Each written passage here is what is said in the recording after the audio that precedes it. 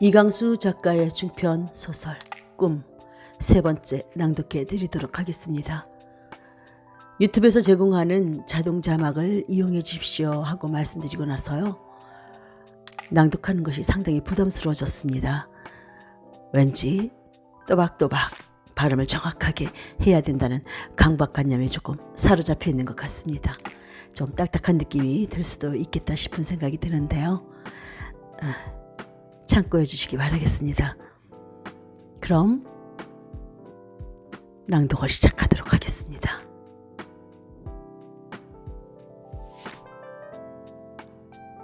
(14) 서울에서 온 귀한 손님. 이날 미려기가 아랫동네에 놀러갔다가 돌아와서 조신의 가슴을 놀라게 하는 소식을 전하였다. 그것은 이 고을원님이 서울에서 온 귀한 손님을 위하여 이 골짜기에 사냥을 온다는 것이었다. 이러한 큰 사냥이면 매도 있고 활도 쓰고 또 굴에 불을 떼어서 곰이나 너구리나 여우도 잡는 것이 예사다. 수십 명 일행이 흔히 하루 이틀을 묵으면서 많은 짐승을 잡아가지고야 돌아가는 것이었다. 그나 그뿐인가 동네 사람들은 모두 몰입꾼으로 나서서 산에 있는 굴은 말할 것도 없고 바위 밑까지도 샅샅이 뒤지는 것이었다. 그리 되면 저 평목의 시신이 필시 드러날 것이요. 그것이 드러난다면 원님이 반드시 이 일을 그냥 두지 아니하고 범인을 찾을 것이다. 그것을 묻어버릴 것을 하고 조신은 뉘우쳤다. 묻어야 하면서도 무서워서 못한 지가 벌써 한 달이나 되었다. 비록 선선한 가을 일기라 하더라도 한 달이나 묵은 송장이 온전할 리가 없었다. 필시 썩어서 는적는적 손을 대일 수 없이 되었거나 혹은 여우가 뜯어먹어 더욱 보기 흉하게 되었을 것이다. 이런 생각으로 조씨는 평목의 시체 처치를 못한 채 오늘날에 이르렀다. 조씨는 앞이 캄캄해짐을 느꼈다. 아내와 아이들이 제 얼굴을 물끄러미 바라보고 있는 양이 아마 낯색이 변한 것이라고 짐작하고 짐짓 태어난 모양을 한다는 것이 이런 소리가 되어 나왔다. 망할 녀석들, 사냥은 무슨 출혈. 사냥을 나와 짐승 죽이는 것은 살생이 아닌가? 지옥에들 갈 녀석들. 이 말에 달래는 눈을 크게 뜨고 조신을 바라보았다. 사람을 죽인 사람이 어떻게 저런 소리를 하나 하는 것 같았다. 조신도 아니할 소리를 하였다 하고 가슴이 섬뜩해하였다. 저도 그런 소리를 하려는 생각이 없이 어찌된 일인지 그런 소리가 나온 것이었다. 무슨 신의 힘이 저로 하여금 그런 소리를 하게 한 것 같아서 조신은 등골에 얼음물을 퍼붓는 듯함을 느꼈다. 그러나 이제 평목의 시체를 처치할 수는 없었다. 우선 눈이 오지 아니하였나. 발자국을 어찌하나. 오늘 볕이 나서 눈만 다 녹인다면 밤에 아무런 일이 있더라도 평목의 시신을 묻어버리리라고 마음에 작정하였다. 그러나 물길로 나갔던 달보고는 또 하나 이상한 소식을 전하였다. 내가 물을 깃고 있는데 웬 사람이 말을 타고 오겠지? 자주빛 긴 옷을 입고 이렇게 이상하게 생긴 갓을 쓰고 그리고 아주 잘생긴 사람이야. 이렇게 수염이 나고 그 사람이 우물 옆으로 지나가더니 몇 걸음 가서 되돌아서 오더니 말에서 내리더니 나를 한참이나 물끄러미 보더니 아가 나 물 좀 다우. 그래요.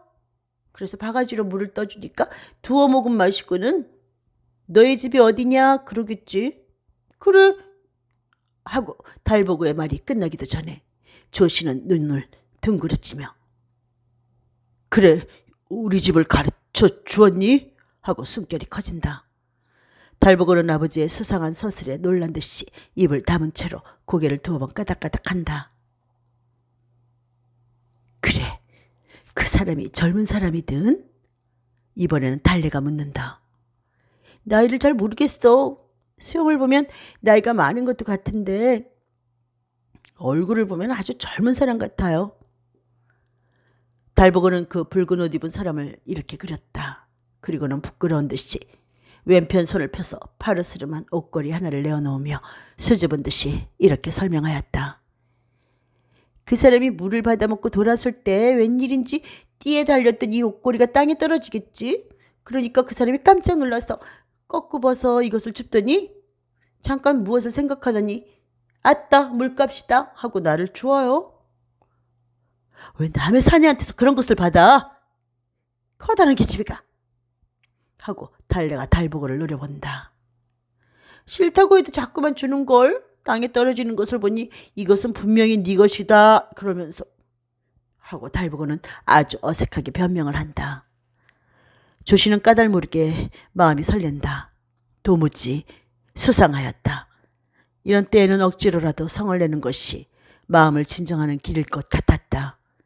그래서 조씨는 커다란 손으로 그 옷걸이를 집어서 문 밖으로 획 내어 던지면서 그놈이 어떤 놈인데 이런 것으로 남의 계집애를 후려?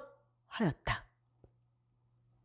옷걸이는 공중으로 날아서 뜰 앞 바위돌에 떨어져서 째깍 소리를 내고 서너 조각으로 깨어졌다. 달보고는 손으로 두 눈을 가리우고 방바닥에 엎드려서 울었다. 달래는 눈에 눈물이 어리며 울지마. 엄마가 그보다 더 좋은 옷걸이 줄게. 울지마. 하고 일어났어. 실렁이에 얹었던 상자를 내려 하얀 옷걸이 하나를 꺼내어 달보고에게 주었다. 달보고는 시려 하고 그것을 받지 아니하였다. 얼마 후에 간인이 와서 조신의 집을 서울 손님의 사처로 정하였으니 제일 좋은 방 하나를 깨끗이 치울 것과 따라오는 하인들이 묵을 방도 하나 치우라는 분부를 전하였다. 조신은 마음에는 찜찜하나 어찌할 도리가 없어서 사랑을 치웠다.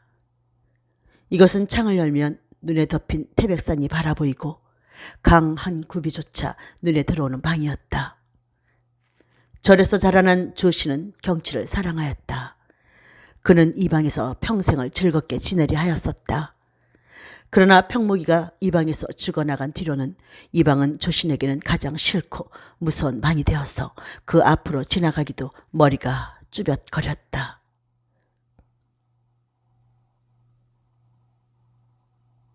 조씨는 사랑방 문을 열 때 연해 헛기침을 하고 진언을 염하였다. 문을 열면 그 속에서 평목이가 혀를 빼어물고 나올 것만 같았다. 그러나 정작 문을 열고 보니 아무것도 없었다. 다만 서늘한 기운이 빈 방 냄새와 함께 훅 내뿜을 뿐이었다. 조씨는 방을 떨고 훔쳤다. 깨끗한 돗자리를 깔고 방석을 깔았다. 목침을 찾다가 문득 그것이 평목이가 베었던 것임을 생각하였다. 서울 손님이라는 것이 어떤 귀인인가. 혹시나 내 집에 복이 될 사람이면 좋겠다고 생각하였다. 설마 하고 조씨는 중얼거렸다. 설마 모래야 올라고 하는 것이었다. 그러나 그 사람이 달보고를 유심히 보더라는 것, 옷걸이를 준 것, 하필 이 집으로 사처를 정한다는 것들을 생각하면 그것이 모래인 것도 같았다. 만일 그것이 모래면 어찌하나? 조씨는 멍하니 태백산 쪽을 바라보았다. 날은 아직도 흐리고 산에는 거무스름한 안개가 있다. 모래가 17년 전 일을 아직도 생각하고 있을까? 더구나 귀한 사람이 그것을 오래 두고 생각하려고. 벌써 다른 아내를 얻어서 아들 딸 낳고 살 것이다. 설령 아직도 달래를 생각하기로 손이 우리 집에 달래가 있는 줄을 알 까닭이 없다. 달보구가 하도 어미를 닮았으니까 혹시 우리 집이 달래의 집인가 의심할까? 모래가 나를 본 일은 없다. 누가 그에게 내 용모 파기를 하였을까? 내 찌그러진 얼굴, 삐뚤어진 코. 그러나 세상에 그렇게 생긴 사람이 나 하나밖에 없으란 법은 없다. 조신의 생각은 끝이 없다. 그러고도 무엇이 뒷덜미를 내려짚는 듯이 절박한 것 같다. 조신은 무엇을 찾는 듯이 방 안을 휘 둘러보았다. 아, 저 바랑 하고 조신은 크게 눈을 떴다. 벽장문이 방씩 열리고 그 속에 집어넣었던 평목의 바랑이 삐죽이 내다보고 있다. 조신의 머리카락은 모두 하늘로 뻗었다. 저것을 처치를 아니하였구나 하고 조신은 발을 구르고 싶었다. 조신은 얼떨결에 벽장문을 획 잡아 젖히고 평목의 바랑을 왈칵 낚고 채웠다. 그리고는 구렁이나 손에 잡은 것 같이 손을 떼었다. 바랑은 덜컥하고 방바닥에 떨어져서 흔들렸다. 척척 익인 굵은 벼로 지은 바랑이다. 평목의 등에 엎혀서 산천을 두루 돌고 철락으로 들락날락하던 바랑이다. 조신은 이윽히 이 말없는 바랑을 물끄러미 보고 있었다. 바랑은 아무 말이 없었으나 그 속에는 많은 말이 들어있는 것 같았다. 이것이 벽장에서 떨어질 때 떨거덕한 것은 평목의 밥과 국과 반찬과 물을 먹기에 몇십 년을 쓰던 바리떼요. 버석하는 소리를 내인 것은 평목이 어느 절에 들어가면 꺼내어 입던 가사 장삼일 것과 그 밖에 바늘과 실과 칼과 이런 도구가 들어있을 것을 열어보지 아니하고라도 조신은 알 수가 있었다. 조신이 낙선사에서 지니고 있던 바랑과 바리떼는 어느 누구가 쓰고 있는지 모른다. 그러나 조신의 생각에는 평목의 바랑 속에는 이런 일에 있을 것 외에 무서운 무엇이 나올 것만 같았다. 조신은 바랑을 여는 대신에 그 끈을 더욱 꼭 졸라매었다. 무서운 것이 나오지 못하게 하자는 것이다. 그리고 조신은 그 바랑을 번쩍 들어서 벽장에 들여 쏘았다. 침침한 벽장 속의 바랑은 야릇한 소리를 내고 들어가 굴렀다.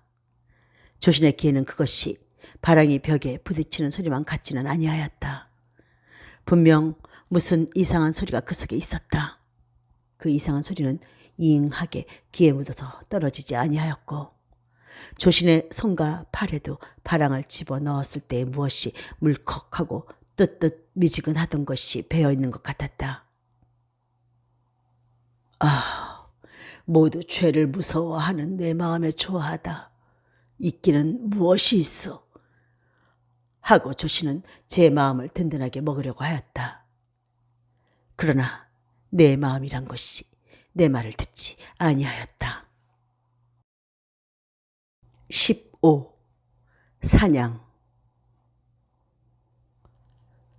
조신이 서울 손님의 사처방을 다 치우고 나서 지향할 수 없는 마음을 가지고 고민하고 있을 즈음에 조신의 집을 향하고 올라오는 4, 5인의 말 탄 사람과 수십 명의 사람의 떼를 보았다. 그들 중에는 동네 백성들도 섞여 있었다. 말 탄 사람들은 조신의 집 앞에서 말을 내렸다. 관인이 내달아 일변 주인을 찾고 일변 말을 나무에 메었다. 조신은 떨리는 가슴으로 나서서 귀인들 앞에 오른편 무릎을 꿇고 절을 하였다. 오, 깨끗한 집이로군. 근농거라군. 그 밑에 8, 8자 수염이 난 귀인이 조신의 집을 돌아보며 말하였다. 이분이 아마 이 골 원인가 하고 조신은 생각하였다. 원은 집 모양을 휘 돌아본 뒤에 고개를 돌려 한 걸음 뒤에 선 귀인을 보면서 이번 사냥에 네 집에서 이 손님하고 하루 이틀 묵어가겠으니 각별히 거행하렸다 하고 이엄 있게 말하였다. 예, 누추한 곳에 귀인이 왕림하시니 항송하오. 벽촌이라 찬수는 없사오나 정성껏 거행하오리다 하고 조신은 또 한 번 무릎을 꿇었다.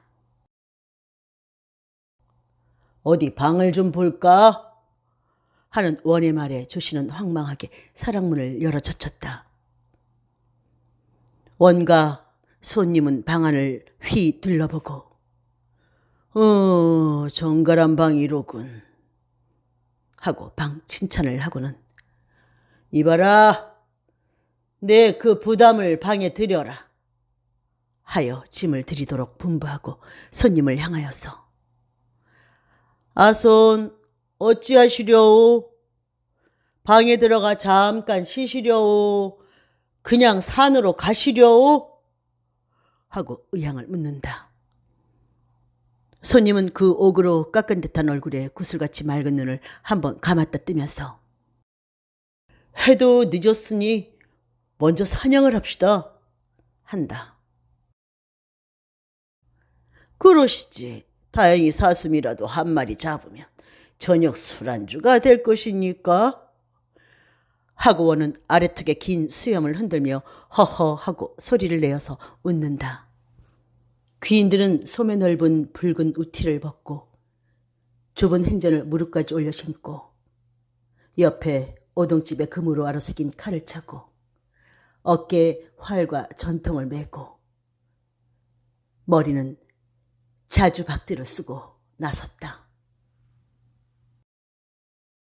관인들은 창을 들고 몰입꾼들은 손에 작대를 들고 매받치는 팔목에 매를 받고 산을 향하여서 길을 떠났다.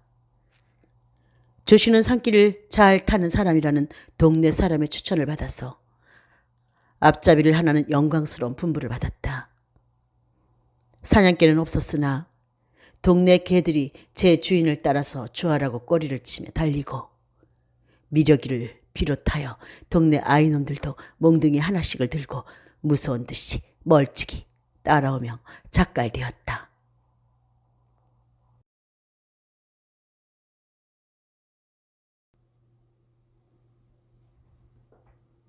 사람들이 걸음을 걸을 때마다 눈에 덮인 낙엽들이 부시럭부시럭 와싹와싹 소리를 내었다. 까치들이 짖고 솔개 산새들이 놀란 듯이 우짖고 왔다 갔다 하였다. 먼저 산 제터인 바위 밑에 이르러 제물을 바치고 오늘 사냥에 새와 짐승을 줍시사하고 빈 뒤에 모두 음복하고 그리고는 사냥이 벌어졌다. 매바치는 등성이 바위 위에 서고 몰입꾼들은 잔솔 포기와 나무 포기, 풀 포기를 작대로 치며 아리아리하고 껌각 토끼를 몰아내고 개들도 얼른 눈치를 채워서 코를 끌고 꼬리를 치고 어떤 때에 내굽을 모아 뛰면서 새 짐승을 뒤졌다. 놀랑꽁들이 꽥꽥 소리를 지르면서 날고 토끼도 귀를 빳빳이 뻗고 달렸다. 이러는 동안에 두 기인은 매밭이 옆에 서 있었다. 앞잡이인 조신도 그 옆에 모시고 있었다. 얼마 아니하여서 5-6마리 꿩을 잡았다. 아직도 채 죽지 아니한 꿩은 망태 속에서 새근새근 괴로운 숨을 쉬고 있었다. 또 서울 손님의 하살이 토끼도 한 마리 맞췄다. 목덜미에 살이 꽂힌 채로 한 길이나 높이 껑충 솟아뛸 때에는 모두 기쁜 고함을 쳤다. 매는 몇 마리 꿩을 움키더니 더욱 눈은 빛나고 몸에 힘이 올랐다. 그의 주둥이와 가슴 패기에는 빨간 피가 묻었다. 살생하고 조씨는 속으로 중얼거렸다. 살생은 아니하오리다 하고 굳게 시방 재불 전에 맹세한 조신이다. 그러나 제 손으로 이미 평목을 죽이지 아니하였느냐. 중을 죽였으니 살생 중에도 가장 죄가 무서운 살생을 하지 아니하였느냐. 그렇지만은 오랫동안 자비의 수행을 한 일이 있는 조씨는 목전에 벌어진 살생의 광경을 보고 마음이 잠옷 불안하였다.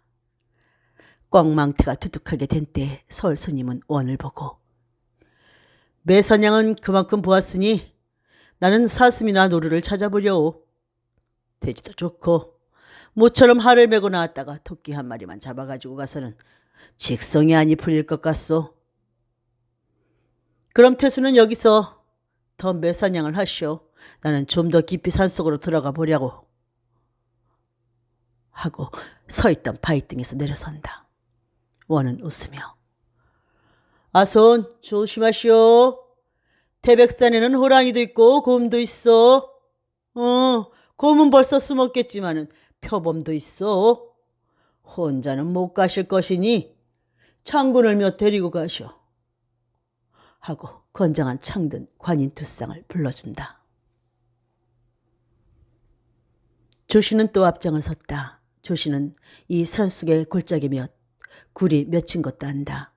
그는 보약을 구하노라고 지난 몇 해 매일같이 산을 탔다. 조씨는 자신 있게 앞장을 섰다. 오직 조심하는 것은 평목에 시신을 버린 굴 근처로 가지 않겠다는 것이다. 그러나 거기에 대해서는 조씨는 안심하였다. 왜 그런가 하면 평목을 내버린 굴은 동네 가까이여서 사슴이나 기타 큰 짐승 사냥에는 관계가 없기 때문이었다. 조씨는 아무쪼록 평목이 굴에서 멀리 떨어진 방향으로 길을 잡았다. 골은 더욱 깊어지고 숲을도 갈수록 깊어졌다. 무시무시하게도 고요한 산속이다. 조신이 앞을 서고 손님이 다음에 걷고 창군들이 그 뒤를 따랐다. 사람들의 눈은 짐승의 발자국을 하나도 아니 놓치려고 하얀 눈을 보고 있었다. 바싹 소리만 나도 귀를 기울였다. 눈 위에는 작은 새 짐승들의 귀여운 발자국들이 가로세로 있었다. 그러나 큰 짐승의 발자국은 좀처럼 보이지 아니하였다. 얼마를 헤매며 몇 굴을 뒤지다가 마침내 산비탈 눈 위에 뚜렷뚜렷이 박힌 굵직굵직한 발자국을 발견하였다. 모두들 숨소리를 죽였다. 사냥에 익숙한 듯이 손님은 가만히 발자국을 들여다보았어. 그것이 사슴의 것인 것과 개울을 건너서 등성이로 올라간 발자국인 것을 알아내고 이제부터는 조신의 앞잡이는 쓸데없다는 듯이 제가 앞장을 서서 비탈을 올라갔다. 조신과 창군들은 그 뒤를 따랐다. 손님은 등성에 서서 지평을 살펴보고 창군 두 쌍은 좌우로 갈라서 한 쌍은 서평 골짜기로 하나는 동평 골짜기로 내려가라 하고 자기는 조신을 데리고 발자국을 따라서 내려갔다. 발자국은 두 마리의 것이었다. 암수가 앞서거니 뒤서거니 어디로 가노라고 떠난 것이었다. 활과 칼을 가진 이가 그들을 뒤따르고 있는 것을 생각하던 조씨는 제가 그 사슴이 된 것 같았다. 될 수 있으면 앞서 달려가고 사슴에게 알려주고 싶었다. 사슴들은 똑바로 가지는 아니하였다. 그들은 제 발자국이 무엇을 의미하는지를 안다. 그들은 가끔 방향을 바꾸기도 하고 어떤 등성이나 골짜기에는 발자국을 어지럽혀 놓기도 하였다. 무척 제 자국을 감추려고 애를 썼으나 땅을 밟지 아니하고는 갈 수 없는 그들이라 아무리 하여도 자국은 남았다. 혹은 바위를 타고 넘고 혹은 아직 얼어붙지 아니한 시냇물을 밟아서 아무쪼록 제 자국을 감추려 한 사슴 자웅의 심사가 가여웠다. 열의 아홉은 이 두 사슴 중에 적어도 한 마리는 목숨의 끝날이 왔다고 조씨는 생각하고 한없이 슬펐다. 인연과 업보 하고 조씨는 닥쳐오는 운명을 벗어나기 어려움을 마음이 아프도록 절실하게 느꼈다. 다행한 것은 사슴들의 발자국이 평목에 시신이 누워있는 굴과는 딴 방향으로 향한 것이다. 조신이 인연을 생각하고 업보를 생각하면서 손님의 뒤를 따르고 있을 때 문득 손님이 우뚝 걸음을 멈추고 몸을 뒤에 감추었다. 조신도 손님이 하는 대로 하고 손님이 바라보는 방향을 바라보았다. 있다 하고 조신은 속으로 외쳤다. 한 100보나 떨어져서 쌀이 포기들이 흔들리는 속에 사슴 2마리가 서서 멀리 남쪽을 바라보고 있었다. 사람이 따르는 것을 눈치채었나 하고 조씨는 가슴이 울렁거렸다. 손님은 활에 살을 메어들었다. 그리고 사슴들이 쌀이 포기 밖으로 나오기를 기다리고 있었다. 사슴들은 고개를 이쪽으로 돌렸다. 그 이염 있는 뿔이 머리를 따라서 흔들렸다. 사슴은 분명히 이염을 느낀 모양이었다. 그들은 얼마 높지 아니한 등성이를 타고 넘으므로 이 이염을 피하려고 결심한 모양이었다. 수놈이 먼저 뛰고 암놈이 한 번 더 이쪽을 바라보고는 남편의 뒤를 따랐다. 조신이 이 모양을 바라보고 있을 때 퉁 하고 활시가 울리며 꽁의 깃을 단 살이 사슴을 따라 나는 것을 보았다. 살은 수사슴의 왼편 뒷다리에 박혔다. 퍽하고 박히는 소리가 조신의 귀에 들리는 듯하였다. 살을 맞은 사슴은 한번 껑충 4발을 궁구르고는 무릎을 꿇고 쓰러질 때 암사슴은 댓걸음 더 달리다가 돌아서서 목을 길게 빼고 바라보았다. 이때 둘째 화살이 날아서 암사슴의 앞가슴에 박혔다. 살 맞은 사슴은 밍 하는 것 같은 한마디 소리를 지르고는 나는 듯이 기역자로 방향을 꺾고 달려 내려갔다.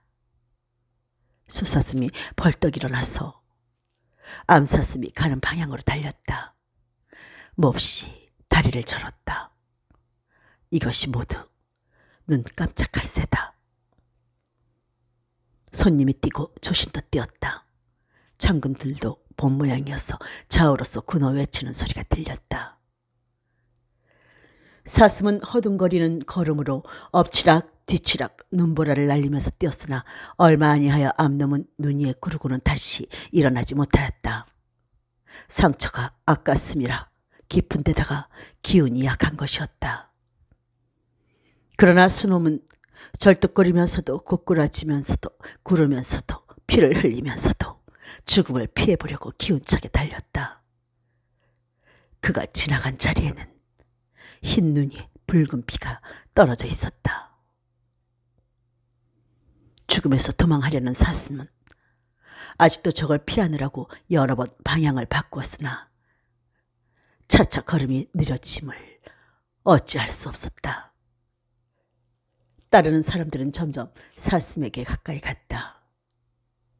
사슴은 이제는 더 뛸 수 없다는 듯이 땅에 엎드려서 고개를 던졌으나 순식간에 또 일어나서 뛰었다. 비틀비틀하면서도 뛰었다. 사슴은 또 한 번 방향을 바꾸었다. 얼마를 가다가 또 한 번 방향을 바꾸었다. 그는 기운이 지날수록 오르는 힘은 지세를 따라서 자꾸만 내려갔다. 매 사냥하던 사람들도 이제는 사슴을 따르는 편에 어울렸다. 조씨는 무서운 일을 발견하였다. 그것은 사슴이 평목의 굴을 향하고 달리는 것이었다. 조씨는 그가 또 한 번 방향을 바꾸기를 바랐으나 몰입꾼들 등살에 사슴은 평목의 굴로 곧장 몰려갔다. 그리 가면 안 돼! 하고 조씨는 저도 모르는 결에 소리를 질렀다. 사람들은 조신을 돌아보았으나 그것이 무슨 뜻인지 몰랐다. 조씨는 제 소리에 제가 놀랐다. 사슴은 점점 평목의 굴로 가까이 간다. 마치 평목의 굴에서 무슨 줄이 나와서 사슴을 끌어들이는 것 같이 조신에게는 보였다. 조신의 등골에는 식은땀이 흘렀다. 아차 하고 조신은 몸을 뒤로 젖히면서 소리를 질렀다. 사슴이 바로 굴 입에까지 다다른 것이었다. 조신의 이 이상한 자세와 소리에 서울 손님이 물끄러미 보았다. 조씨는 정신이 아득하고 몸이 뒤로 넘어가려는 것을 가까스로 참았다. 사슴은 평목의 굴 앞에 이르러서 머리를 굴 속으로 넣고 그리고 들어가려는 모양을 보이더니 무엇에 놀랐는지 도로 뒷걸음쳐 나왔다. 조씨는 살아났다 하고 몸이 앞으로 굽도록 긴 한숨을 내쉬었다. 그러나 사슴이 다른 데로 향하려 할 때에는 벌써 몰입꾼들이 굴 앞을 에워쌌다. 사슴은 고개를 들어 절망적인 그 순하고 점잖은 눈으로 한번 사람을 휘 둘러보고는 몸을 돌려 굴 속으로 들어가고 말았다. 사슴을 2마리나 잡았다 하고 사람들은 떠들었다. 단 2방에 2마리를 하고 사람들은 서울 손님의 재주를 칭찬하고 천신같이 그를 우러러보았다. 그 중에도 원이 더욱 손님의 솜씨를 칭찬하였다. 원은 창든 군사에게 명하여 굴 속에 든 사슴을 잡아내라 하였다. 창든 군사 한 쌍이 창으로 앞을 겨누고 허리를 반쯤 굽히고 굴로 들어갔다. 조씨는 얼굴이 해쓱하여서 닥쳐오는 업보에 떨고 있었다. 도망할 수도 없는 형편이었다. 관세음, 관세음 하고 입속으로 중얼거렸다. 아들 미력이가 아버지의 수상한 모습을 보고 가만히 그 곁에 가서 조신의 낯빛을 엿보았다. 송장이다! 죽은 사람이다! 하고 외치는 소리가 굴 속에서 나왔다. 돌아선 사람들은 한결같이 놀라서 서로 돌아보았다. 창든 사람들은 굴 속에서 뛰어나왔다. 그들의 얼굴에는 핏기가 없었다. 사람이요! 사람이 죽어 넘어졌소! 송장 냄새가 코를 받지요! 그들은 허겁지겁 이렇게 말하였다. 살인이로군! 누구의 입에선가 이런 말이 나왔다. 사슴의 일은 잊어버린 듯하였다. 원은 관인들에 명하여 그 시신을 끌어내라 하였다. 관인은 둘러선 백성 중에서 4사람을 지명하여 데리고 횃불을 켜들고 굴로 들어갔다. 그 중에는 조신도 끼어 있었다. 조신은 반이나 정신이 나갔다. 그러나 이런 때 그런 눈치를 보이는 것이 제게 불리하다고 생각할 정신까지 없지는 아니하였다. 그는 와들와들 떨리는 다리를 억지로 진정하면서 관인의 뒤를 따라 굴러 들어갔다. 굴 속에는 과연 송장 냄새가 있었다. 사슴도 이 냄새에 놀라서 도로 나오려던 것이라고 조씨는 생각하였다. 춤추는 횃불 빛에 보이는 것이 둘이 있었다. 하나는 평목에 눈뜬 시체요. 하나는 저편 구석이 빛나는 사슴의 눈이었다. 들어! 하고 관인은 호령하였다. 사람들은 송장에 손을 대기가 싫어서 머뭇하고 있었다. 2 어깨 밑에 손을 넣어. 2 무릎 밑에 손을 넣어.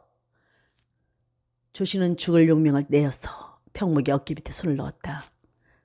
그 순간 그가 평목을 타고 앉아 목을 졸라매던 것, 혀를 빼어물고 늘어지던 것, 그것을 들이쳐매고 굴러오던 것, 이 모든 광경이 눈앞에 나타났다. 평목 스님, 제발 내 죄를 용서하시고 극락왕생하시오. 하고 조씨는 수없이 빌었다. 그렇지만은 평목이가 극락에 갈 리도 없고 저를 죽인 차를 원망하는 마음을 풀 리도 없다고 조씨는 생각하였다. 세세 생생에 원수 갚기 내기를 할 큰 원업을 맺었다고 조씨는 생각하였으나 그래도 조씨는 이런 생각을 누르고 평목에게 빌 길밖에는 없었다. 삶아진 사슴을 이 굴로 인도한 것도 평목의 원혼이었다. 평목 스님, 잘못했소. 예정을 생각하여 용서하시오. 원한을 품은 대로는 왕생극락을 못하실 터이니 용서하시오. 나를 이번에 살려만 주시면 평생의 스님을 위하여 염불하고 그 공덕을 스님께 회양할 터이니 살려주오.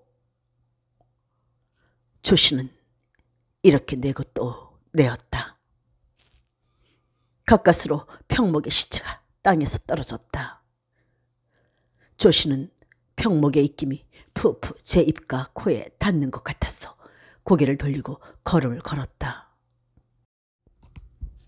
평목의 시체는 굴문 밖에 놓였다. 밝은데 내다보니 과히 썩지도 아니하여서 용모를 분별할 수가 있었다.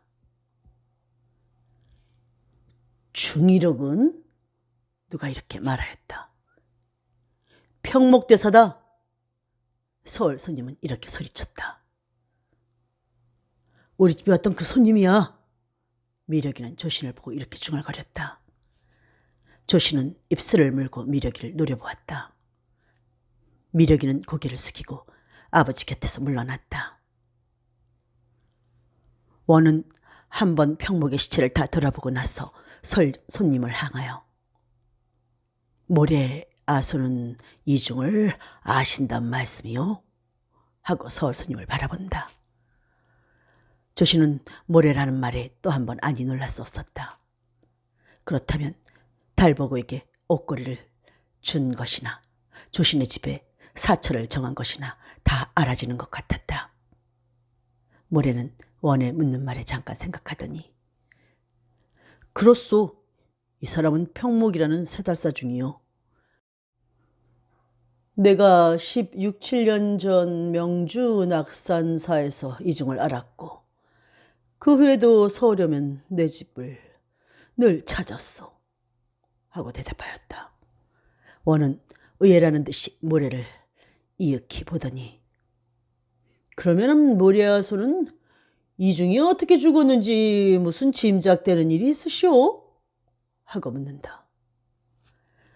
노상 짐작이 없지도 아니하오마는 보지 못한 일이니 확실히 알 수 있어. 대관절 태수는 이 사람이 어떻게 죽은 것으로 보시오?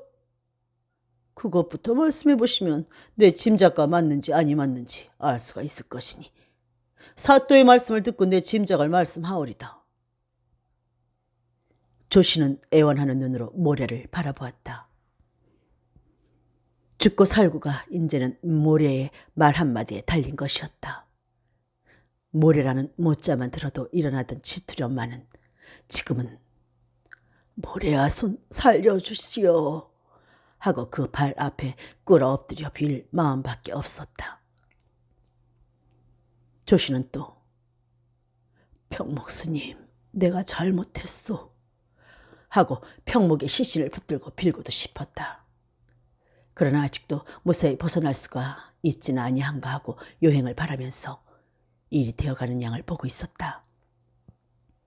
그의 아들 미력이는 먼 발치에 서서 아비 조신을 바라보고 있었다. 아들의 눈이 제 눈과 마주칠 때의 조신은 그것을 피하지 아니할 수 없었다. 원은 모리에게 자신의 소견을 설명하였다.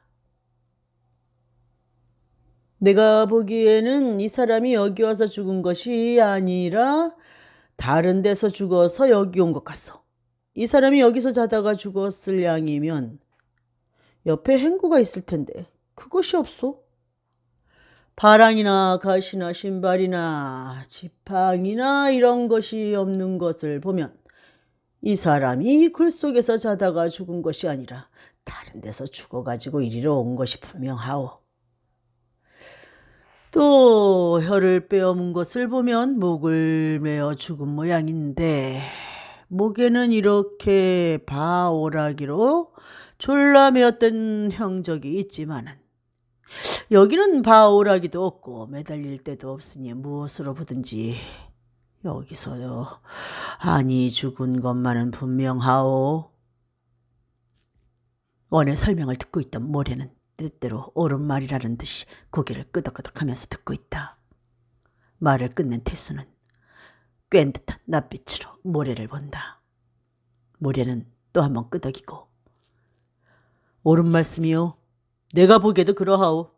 그러면 사또는 이 사람을 해한 사람이 누구인지 짐작하시오? 하고 원에게 묻는다. 원은 대답하되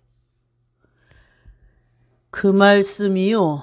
이 사람이 죽기는 이 동네에서라고 생각하오. 여기서 멀지도 아니한 집이 있고 또 굴이 여기 있는 줄을 잘 알고 또 세달사나 안악산 사이에 관계가 있는 사람인가 하오.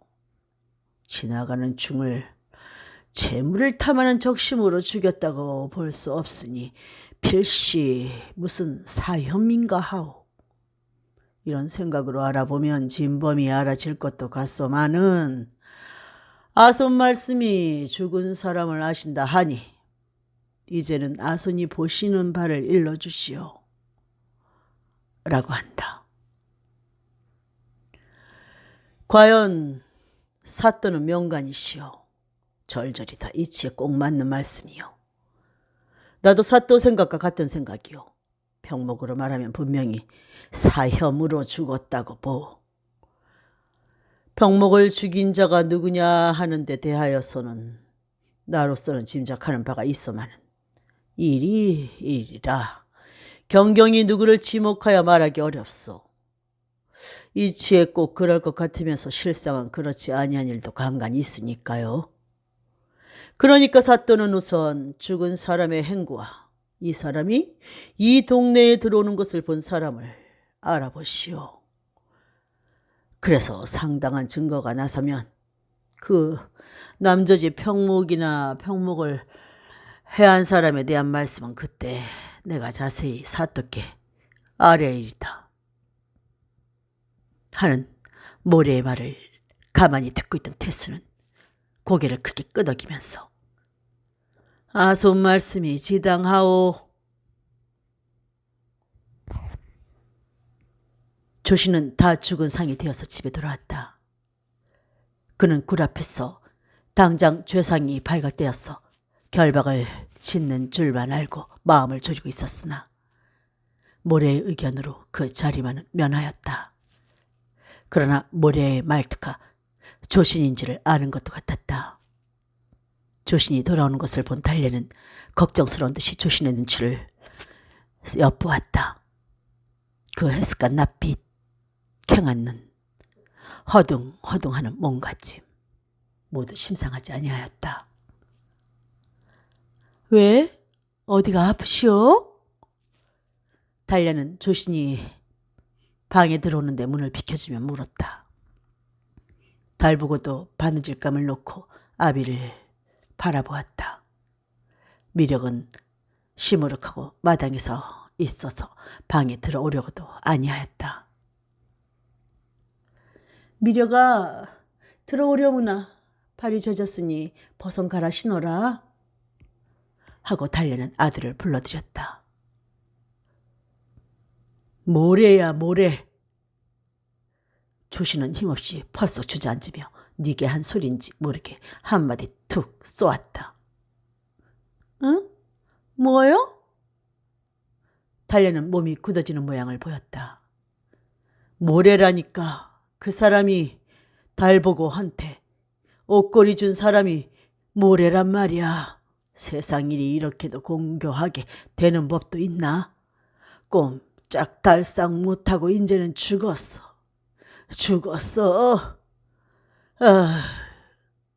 하고 옆에 아이들이 있는 것도 상관 아니하고 이런 소리를 하고는 고개를 푹 수그린다. 모래가 뭐예요, 어머니?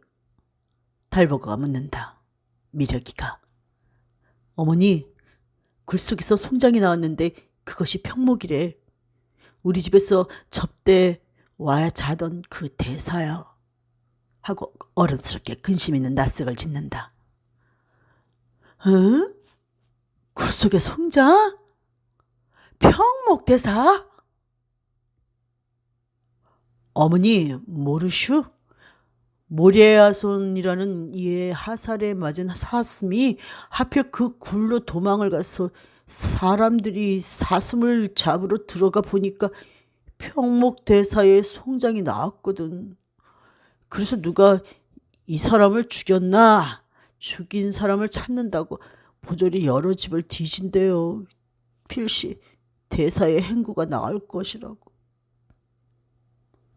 미력이는 이 말 하면서도 때때로 조신을 힐끗힐끗 바라본다. 아니 여보슈, 그게 정말이요? 그게 정말 평목대사의 시신이요? 달래가 조신에게 묻는다. 이런 말들이 모두 조신의 죄를 나타내는 것 같았다. 그렇다니까. 그러니 어쩌란 말이야? 하고 조신은 짜증을 낸다. 아니 그이가 그 신임이 어디서 누구한테 죽었단 말요? 하고 묻는 달래의 가슴이 들먹거린다. 내가 어떻게 알아? 어떤 도적놈한테 맞아 죽었는지 내가 어떻게 아냔 말이여? 달보고야, 냉수. 조신은 입이 마르고 썼다. 아니 그이가 새벽에 떠났다고 아니하셨소? 설마 당신이? 하고 달래는 말을 아물리지 못한다. 조신은 냉수를 벌컥벌컥 마시고 나서 입 닥쳐. 웬 방정 맞은 소리야? 물그릇을 동댕이 치듯이 내던진다. 평목이 죽은 것이 문제야? 모래가 나타난 것이 일이지. 평목이야 어떤 놈이 죽였는지 모르지만 죽인 놈이 있겠지. 어디 도적질을 갔다가 얻어맞아 죽었는지 남의 유부녀 방에 들었다가 박살을 당했는지 내가 알 게 무엇이라. 그놈이 하필 왜 여기 와서 대져서 그 경을 치려오는 왜 그놈의 쌍판대기 배때기를 파먹지는 않았어? 가만히 내버려두면 조씨는 언제까지라도 지절될 것 같다. 아니 어떡하면 좋아? 이 일을 어떡하면 좋소? 하고 달래가 조신의 말을 중동에 잘라버렸다. 어머니, 모래가 뭐예요? 달보고가 애를 썼다. 미력이가 달보고의 귀에 입을 대고 모래가 사랑이 든 서울 손님이야. 수염 긴 양반은 원님이고 수염 조금 나고 얼굴이 옷같이 하얀 양반이 모래야. 하고 설명해 준다. 달래는 음식을 차리러 부엌에 내려갔다. 꿩을 뜯고 사슴의 고기를 점이고 달래는 바빴다. 달보고는 부지런히 물을 길어들였다. 조씨는 술과 주한상을 들고 사랑으로 들락날락하였다. 나중에는 어찌 되든지 당장 할 일은 해야 하겠고 또 태연 자약한 빛을 보이는 것이 죄를 벗어날 길이라고도 생각하였다. 꿩을 잘 구웠는걸. 사슴의 고기도 잘 만지고. 아손, 이런 산촌 음식으로는 어지간하지 않소? 이것도 좀 들어보시오. 원은 벌써 얼근하게 주기를 띠고 이런 말을 하였다. 그러나 모래는 아무리 술을 마셔도 취하지 않는 모양이요. 말도 많이 하지 아니하였다. 조씨는 이 좌석에서 하는 말을 한마디도 아니 놓치려고 그런 눈치 아니 체일이만큼 귀를 기울였다. 언네, 주인도 한 잔 먹소. 원은 덕 흥이 나는 모양이었다. 이봐라, 내 이 큰 잔에 한 잔 그득히 부어서 주인 주어라. 통인이 큰 잔에 술을 부어서 조신을 주었다. 항송하오. 하고 조씨는 술을 받아 외면하고 마시고는 물러나올 때 아전이 달려와서 사또 안전에 형방하절하래요. 하고 문 밖에서 허리를 굽혔다. 통인이 문을 열었다. 원은 들었던 잔을 상에 내려놓고 문으로 고개를 돌리며 오냐 알아보았느냐 하고 수염을 쓸었다. 예, 이 동네 안에 있는 집은 모조리 적간하였사오나 송락이나 바랑이나 굴깍 같은 중의 행군은 해온 적도 없었고 동네 백성들 말이 지금부터 한 달 전에 어떤 중이 이리로 들어오는 것을 보았다 하옵는데 굴깍을 썼더라는 사람도 있고 승낙을 썼더라는 사람도 있으나 바랑을 쥐고 지팡이를 짚었더란 말은 한결같사옵고 아무도 그 중이 동네 밖으로 나가는 것은 못 보았다 하오. 아전이 아래는 말을 가만히 듣고 있던 원은 안으로 통하는 문 안에 아직 나가지 않고 서 있는 조신을 힐끗 보며 주인, 자네는 그런 중을 못 보았는가? 한 달쯤 전에? 하고 고개를 아전 쪽으로 돌려 한 달쯤 전이랬겠다. 예이, 한 달쯤 전이라 하오. 어떤 백성의 말이 길가팟 늦은 콩을 걷다가 그런 중이 이 골짜기로 향하고 올라오는 것을 보았다 하오. 다 저녁 때. 하고 아전이 조신을 한번 힐끗 본다. 원은 몸을 좌우로 흔들고 고개를 끄덕끄덕 하더니 이 골짜기로? 하고 다시 묻는다. 예이, 바로 이 골짜기로. 하고 또 한번 조신을 본다. 이 골짜기로 다 저녁 때? 하고 원은 혼잣말로 중얼거리더니 조신에게 주인, 자네는 혹시 그런 중을 못 보았나? 바랑을 쥐고 지팡이를 짚고 다 저녁 때 이 골짜기로 올라오는 중을 못 보았나? 하고 물끄러미 바라본다. 조신은 오른 무릎을 꿇어 절하며 소인은 한 달 전은커녕 금년 철 잡아서는 중이 이 골짜기에 들어오는 것을 보지 못하였소. 하고 힘있게 말하였다. 금년 철 잡아서는 중을 하나도 못 보았다. 원은 조신을 노려보았다. 예이, 금년 철 잡아서라는 것은 과한 말이오나 한 달 전에는 중을 보지 못하였소. 원은 다시 묻지 아니하고 아전을 향하여 모든 의심이 다 풀린 듯한 어조로 알았다. 물러가거라. 오늘은 더 일이 없으니 물러가서 다들 쉬렸다. 술을 먹되 과도히 먹지 말고 아무 때 불러도 거행하도록 대령하렸다. 군노사령 잘 단속하여 촌민에게 행패 없도록 뇌엄칙하렸다.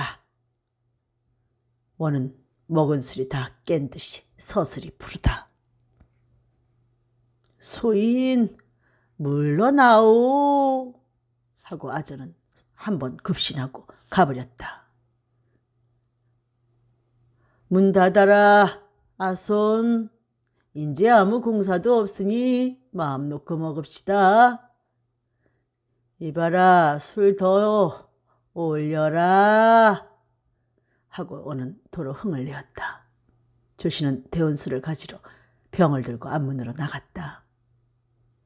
조신은 등에 이마에 땀이 축 흘렀다. 밤도 깊어서 모두 잠이 들었다.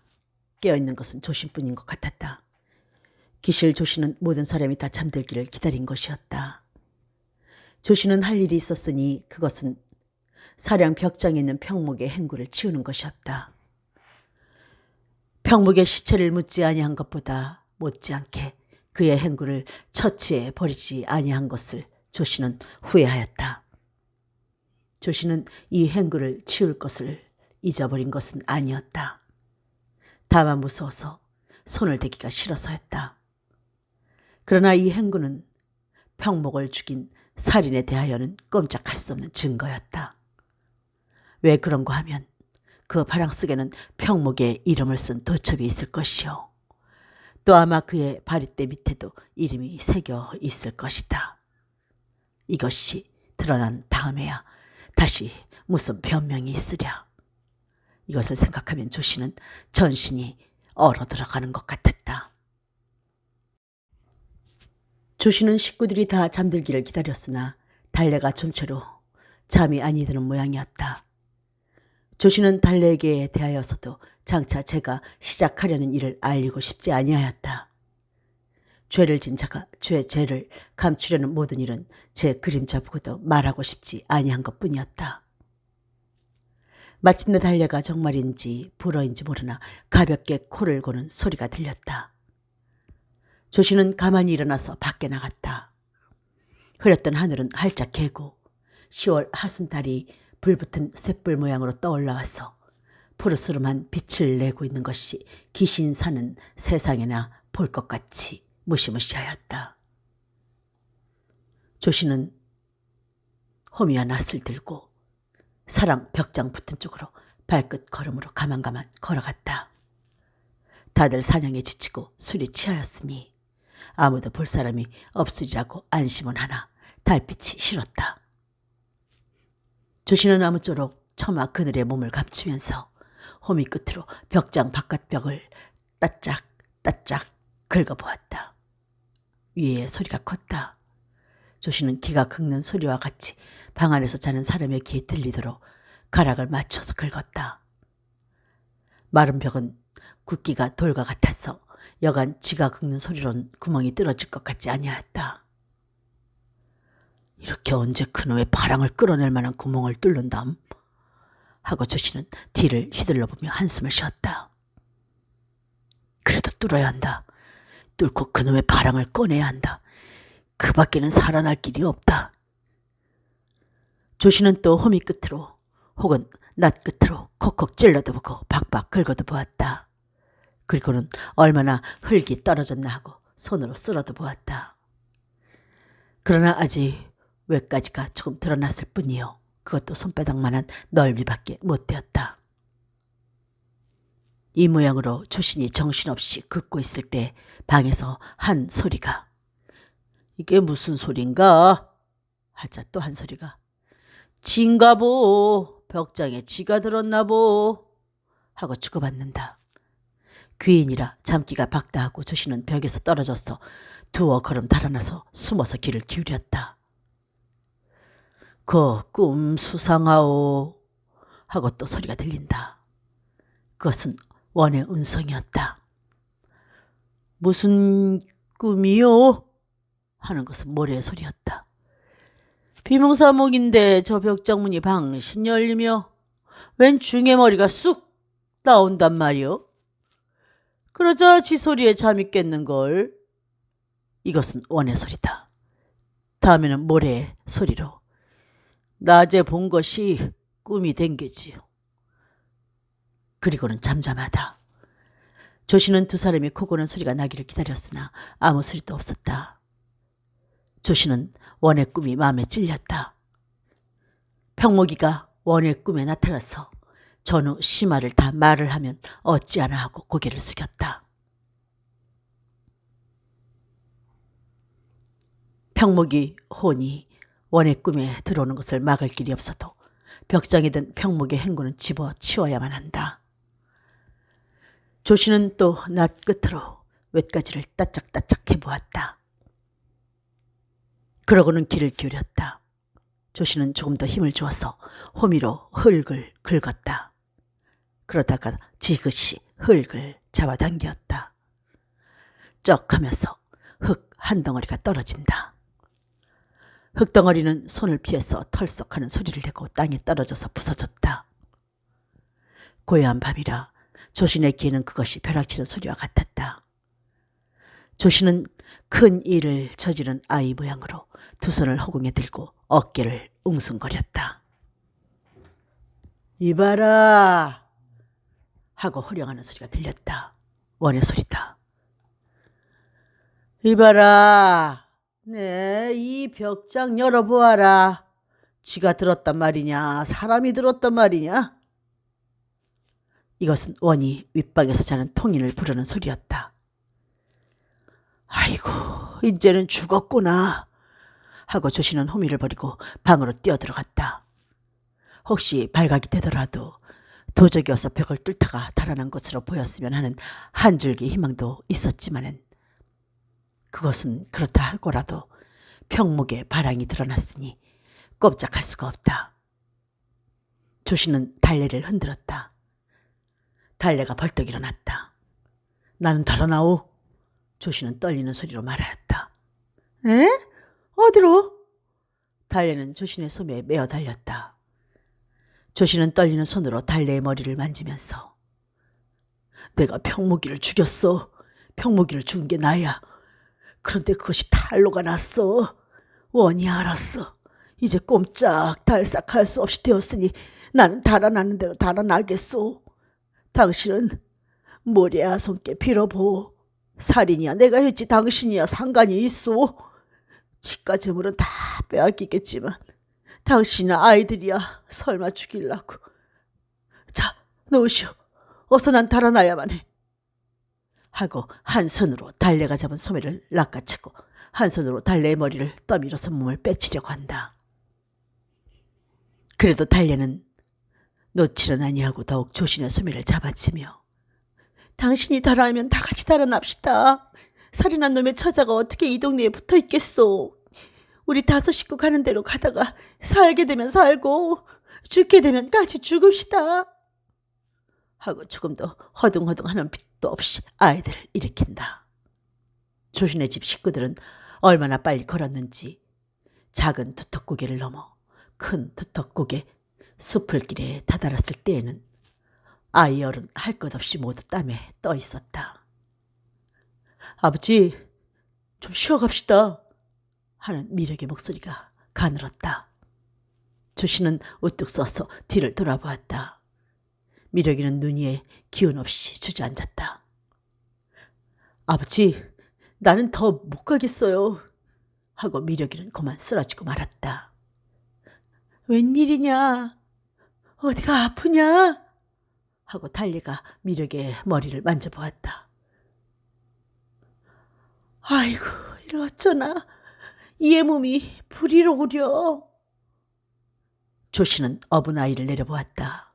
미력의 몸은 과연 불같이 달았다.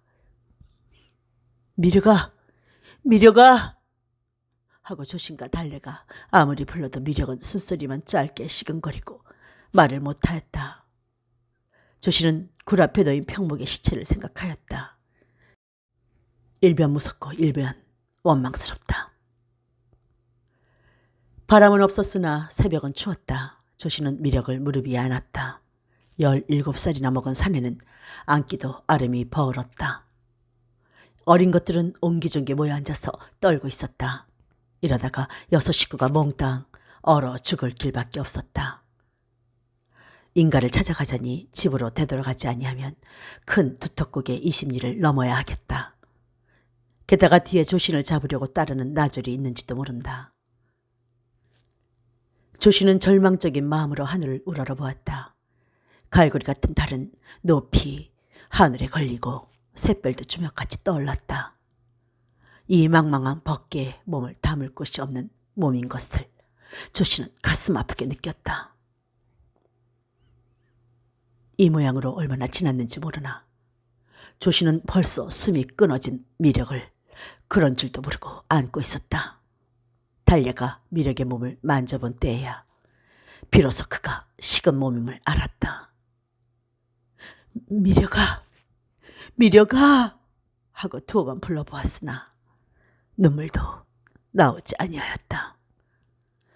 조씨는 미력의 눈을 손으로 쓸어 감기며 미력아, 니야 무슨 죄 있느냐? 부디 왕생극락하여라. 나무 아미타물, 나무 아미타물 하고 연부를 하면서 그 시체를 안고 일어나서 허둥지둥 묻을 곳을 찾았다. 땅을 팔 수도 없거니와 팔 새도 없었다. 조씨는 여기가 좋을까 저기가 좋을까 하고 나무 그늘로 이리저리 헤매었다. 볕이나 잘 들 때, 물에 씻기지나 아니할 때 이 다음에 와서 찾을 수 있는데 이러한 곳을 찾느라고 이리저리 헤매었다. 조씨는 무섭고 미운 생각으로 평목의 시체를 안고 가던 한 달 전 이 일을 생각하였다. 이제 그는 슬픔과 아까움과 무서움을 품고 아들의 시체를 안고 헤매는 것이다. 조씨는 두드러진 바위 및 늙은 소나무 그늘에 미력을 내려놓았다. 그러고는 혹시나 살아있지는 아니한가 하고 미력의 가슴에 길을 대어 보았으나 잠잠하였다. 정말 죽었구나 하고 조씨는 벌떡 일어났다.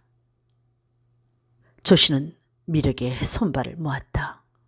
아직도 굳지 아니하여 나근나근하였다.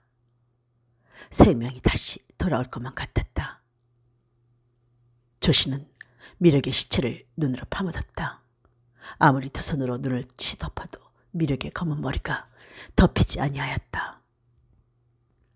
미력이가 몸을 흔들어서 눈이 흘러내리는 것 같았다.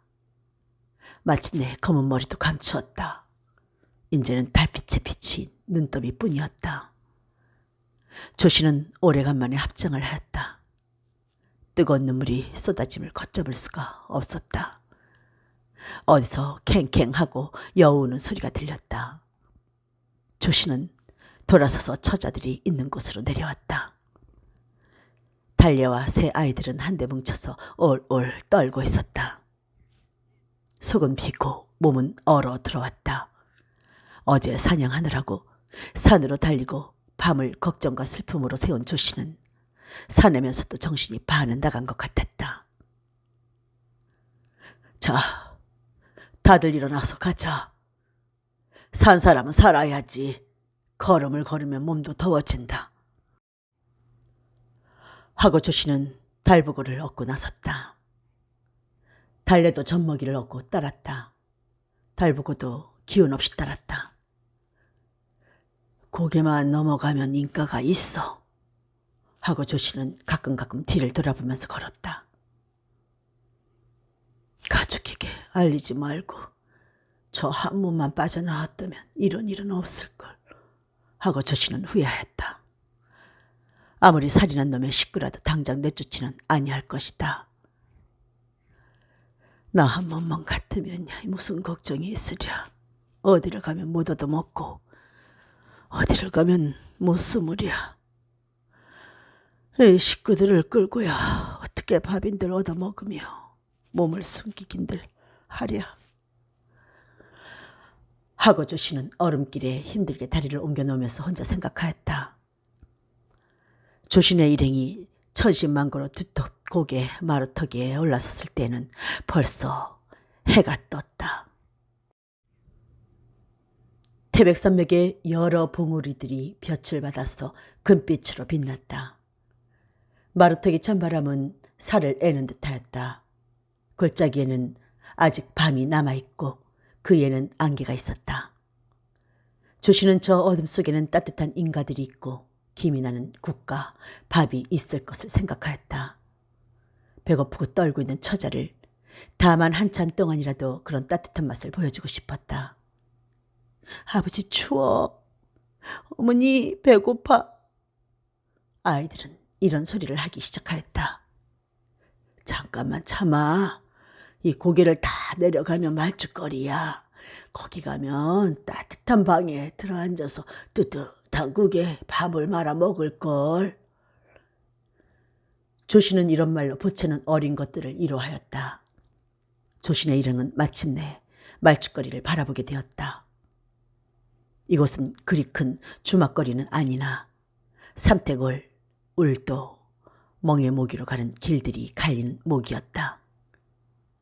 그래서 보행객이나 짐실이 마소들이 여기 들어서 묵어서 가는 참이었다. 조신의 계획은 밤 동안에 우선 여기까지 와가지고 어디로나 따라할 방향을 정하자는 것이었다. 길이 사방으로 갈리기 때문에 종적을 숨기기 쉽다고 생각한 것이었다. 저기 집 보인다. 연기가 나네. 하고 아이들은 얼어붙은 입으로 조아라고 재깔렸다. 떠들지 마. 달래가 걱정하였다. 연기나는 집들을 본 아이들은 매우 흥분한 모양이었다. 그들은 산길을 걷는 동안에 거의 입을 벌리지 아니하였다. 냇물은 굵은 돌로 놓인 검정 다리에 부딪혀 소리를 내며 흘렀다. 물결이 없는 곳에는 얼음이 얼어 있었다. 꽁도 날고 까마귀와 까치도 날았다. 주막거리에서는 벌써 짐진 사람과 마소 바리들이 떠나고 있었다. 웬 보행객 한 사람이 마주오는 것을 조씨는 보았다. 조씨는 어쩌나 하고 가슴이 뭉클하였으나 어찌할 도리가 없었다. 어디서 떠났길래 이렇게 일찍 오시오? 하고 그 행객이 조신의 일행을 보고 물었다. 그는 조신의 일행을 훑어보았다. 예, 외할아버지가 병환이 위독하다고 전인이 와서 밤 도와오는 길이요. 하고 조신은 그럴듯이 꾸며대었다. 그 행객은 달래와 달보고를 힐끗힐끗 보면서 지나갔다.